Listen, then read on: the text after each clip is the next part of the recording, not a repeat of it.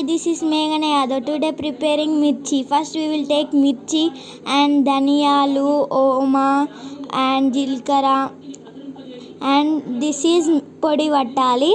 పట్టిన తర్వాత దాంట్లో కొంచెం చింతపండు వేసుకొని దాన్ని కూడా మిక్స్ చేస్తే ఒక పేస్ట్ అవుద్ది.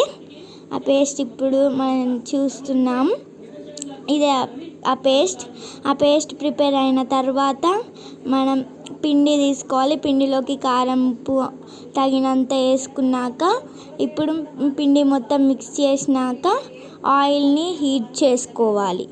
ఆయిల్ హీట్ చేసుకున్న తర్వాత తీసుకున్న మిర్చికి మనం తీసుకున్నాం కదా ఇందాక చింతపండు క్రీమ్, అది రుద్దాలి.